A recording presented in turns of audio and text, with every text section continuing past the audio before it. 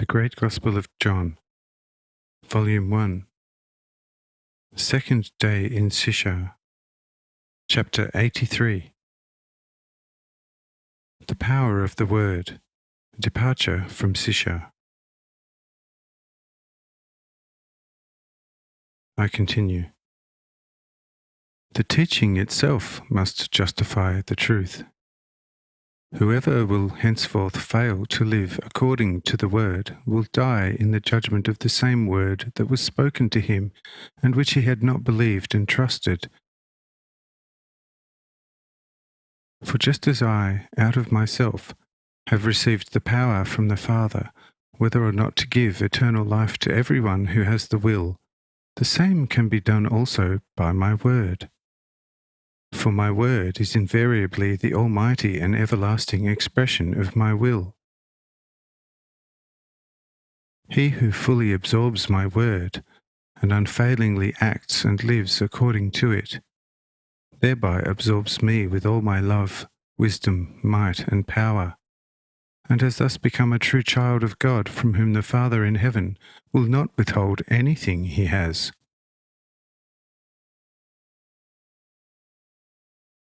The Holy Father cannot do any more than reveal himself in person in me, his Son, making of you, created beings under judgment, absolutely free gods, and calling you his friends and brothers.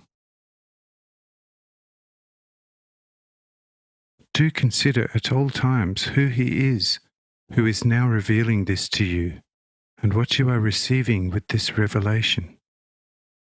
Then the material world will no longer tempt you, and you will easily overcome it.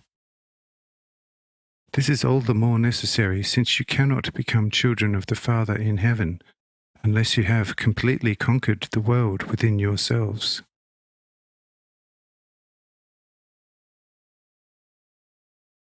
I do not intend thereby to make of you low-spirited condemners of the world, but only wise users of it.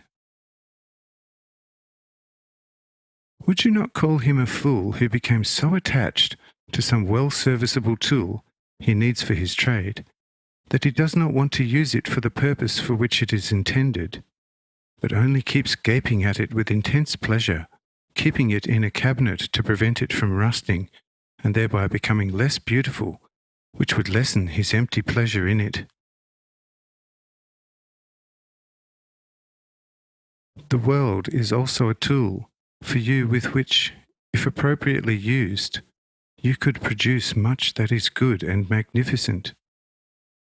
But being my disciples, now you must use this tool in the way I, as your sole and truest master, have taught you during 3.5 days.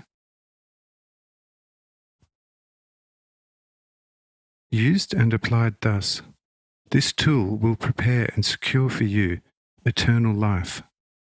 But if you use it in a different way, this tool will become like a very sharp knife in the hands of small children, who could only too easily deal themselves a deadly wound with it, which hardly any doctor will be able to heal. Receive also my full blessing with these words, and do pass them on to all those who have not been able to hear them, so that in the end no one will be able to plead ignorance of my teaching. And now, those few disciples of mine, and also those of you who followed me here from Galilee and Jerusalem, make ready for the journey, and namely Galilee, where you can once again attend to the tilling of your fields. With this exhortation I arise, giving also the remaining angels a sign which only they can understand, whereupon all but the one assigned to Janael disappear. The visible portals of heaven also close, but Ariel's and Joram's house remains with all its heavenly outfit, as does Jaruth's castle. All the awoken ones see us out to the gate.